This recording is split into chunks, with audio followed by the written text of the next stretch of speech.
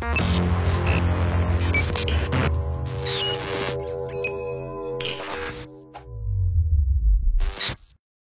ketika, Siti Fatimah bertanya kepada Rasulullah, "Siapakah perempuan yang kelak pertama kali masuk surga?"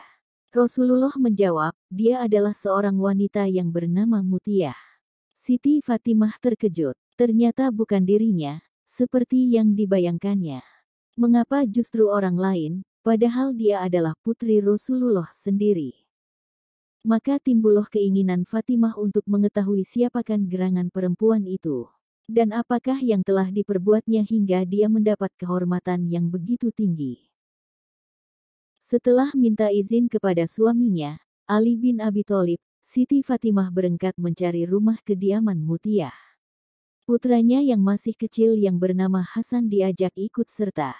Ketika tiba di rumah Mutiyah, Siti Fatimah mengetuk pintu seraya memberi salam, "Assalamualaikum." "Waalaikumsalam. Siapa di luar?" Terdengar jawaban yang lemah lembut dari dalam rumah.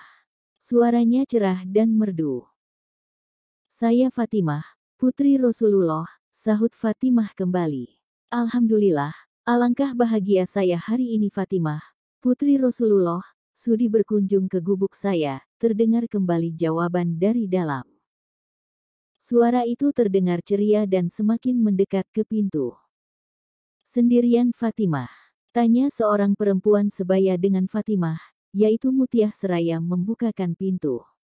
"Aku ditemani Hasan," jawab Fatimah.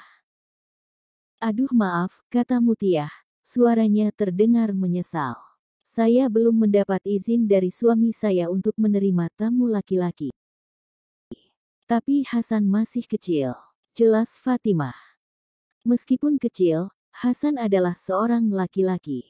Besok saja Anda datang lagi, saya akan minta izin dulu kepada suami saya," kata Mutiyah dengan menyesal. Sambil menggeleng-gelengkan kepala, Fatimah pamit dan kembali pulang. Besoknya, Fatimah datang lagi ke rumah Mutiyah. Kali ini dia ditemani oleh Hasan dan Husain. Bertiga mereka mendatangi rumah Mutiyah. Setelah memberi salam dan dijawab gembira, masih dari dalam rumah Mutiyah bertanya, "Kau masih ditemani oleh Hasan Fatimah?" "Suami saya sudah memberi izin." "Kenapa kemarin tidak bilang?" "Yang dapat izin cuma Hasan, dan Husain belum. Terpaksa saya tidak bisa menerimanya juga." Dengan perasaan menyesal, Mutiyah Kay ini juga menolak. Hari itu Fatimah gagal lagi untuk bertemu dengan Mutiyah. Dan keesokan harinya Fatimah kembali lagi. Mereka disambut baik oleh perempuan itu di rumahnya. Keadaan rumah Mutiyah sangat sederhana, tak ada satupun perabot mewah yang menghiasi rumah itu. Namun, semuanya teratur rapi.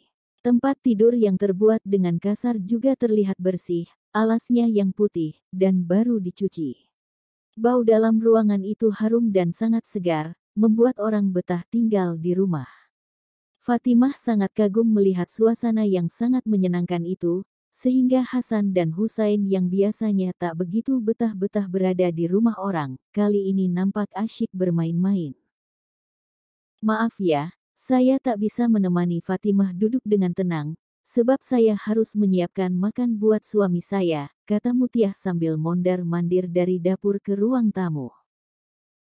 Mendekati tengah hari, masakan itu sudah siap semuanya, kemudian ditaruh di atas nampan. Mutiyah mengambil cambuk, yang juga ditaruh di atas nampan. "Suamimu bekerja di mana?" tanya Fatimah. "Di ladang," jawab Mutiyah. "Pengembala?" tanya Fatimah lagi. "Bukan, bercocok tanam." "Tapi, mengapa kau bawakan cambuk?" "Oh, itu," sahut Mutiyah dengan tersenyum. "Cambuk itu kusediakan untuk keperluan lain. Maksudnya begini, kalau suami saya sedang makan, lalu kutanyakan apakah masakan saya cocok atau tidak. Kalau dia mengatakan cocok, maka tak akan terjadi apa-apa. Tetapi kalau dia bilang tidak cocok, cambuk itu akan saya berikan kepadanya agar punggung saya dicambuknya, sebab berarti saya tidak bisa melayani suami dan menyenangkan hatinya. Apakah itu kehendak suamimu?" Tanya Fatimah keheranan. Oh, bukan. Suami saya adalah seorang penuh kasih sayang.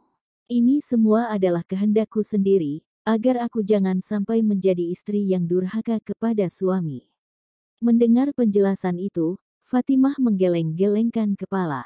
Kemudian ia meminta diri, pamit pulang. Pantas kalau Mutiah kelak menjadi seorang perempuan yang pertama kali masuk surga, kata Fatimah dalam hati. Di tengah perjalanannya pulang, dia sangat berbakti kepada suami dengan tulus.